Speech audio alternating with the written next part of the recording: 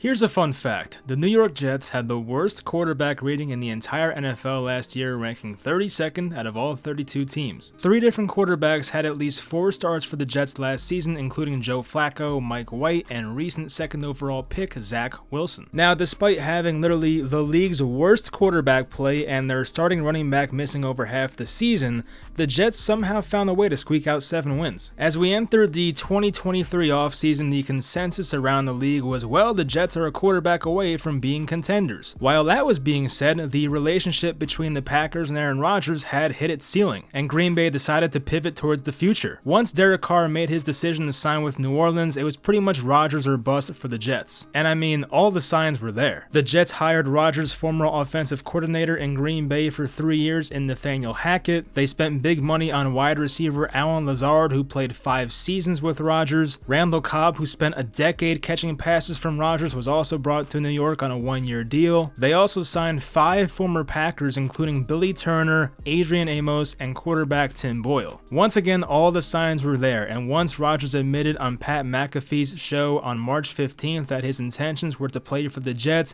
we all knew it was pretty much a done deal. The trade became official a few days before the NFL draft, as Green Bay was awarded draft capital from the Jets, and Jordan Love was now the quarterback 1 for the first time in his pro career. So this is awesome, right? The Jets filled their biggest need, acquired arguably the most talented quarterback of all time, and a guy who won league MVP in 2 of the past 3 seasons. Truthfully, I would love to see the Jets have a great year. I'm a big Aaron Rodgers fan, and that fan base has definitely been through enough. But with some sports organizations, it just feels like something will always go wrong, even when all logic points to that team probably being really good. I mean, there are literally 2 recent examples of other New York teams putting together amazing rosters and having it blow up in their face. The Brooklyn Nets had 3 of the top 15 players in the NBA and won a single playoff series during that era. The New York Mets by far have the largest payroll in baseball and still find themselves 18.5 games out of first place in the NL East. For the people that actively root for teams like this, you just get it. It's almost like there's a curse and nobody knows how to get rid of it. Now, I'm sure Red Sox fans, Cubs fans, Cleveland sports fans said the same thing, and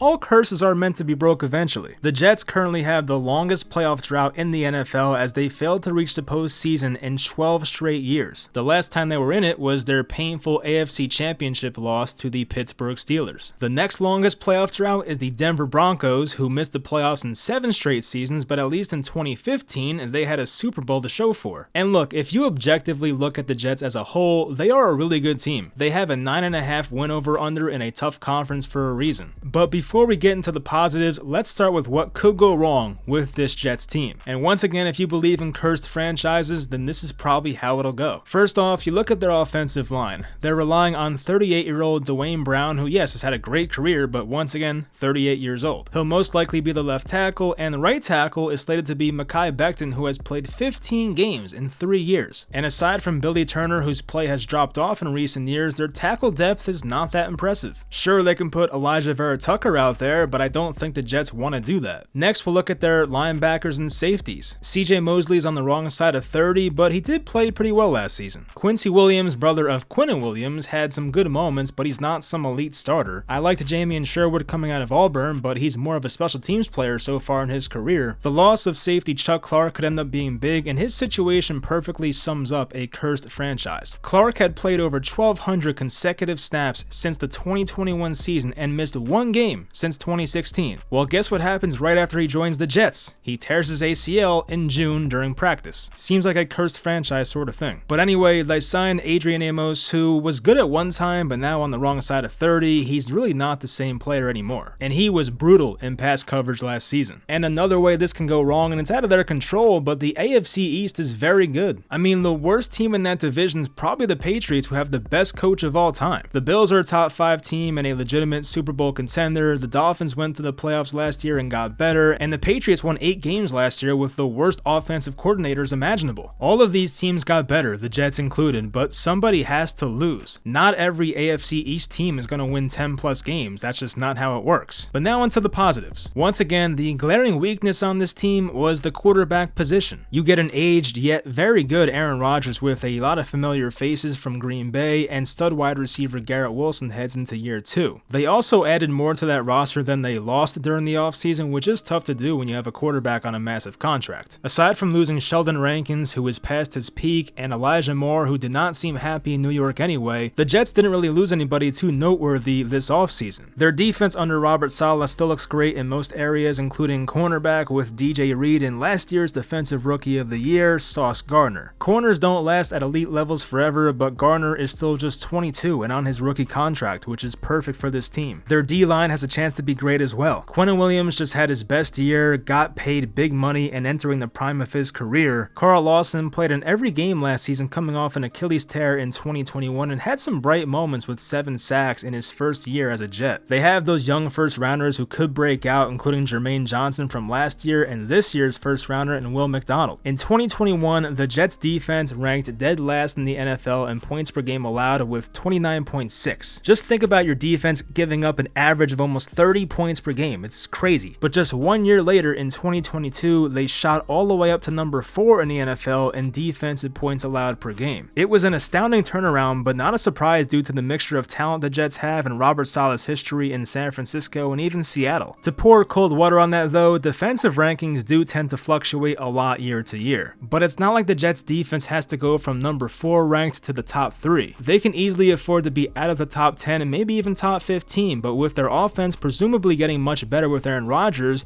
that's all they need. The 2023 Jets are going to be must-see TV, and I think putting them on Hard Knocks is going to be very exciting even if Aaron Rodgers disagrees. It's intriguing. I'm excited to see A-Rod versus the New York media every week, and whether the Jets are really good or really bad, it's going to be entertaining as hell for the rest of us. Now once again, I hope it works out, and I'll be rooting for them to do well, but as I said, some teams tend to be cursed. Let me know in the comments, how do you think the Jets will be in 2023? Are you expecting a very good team or an absolute dumpster fire? Because seeing something in between does not seem too likely. I hope you guys enjoy, leave a like and subscribe for more NFL content, and I'll talk to you guys next time.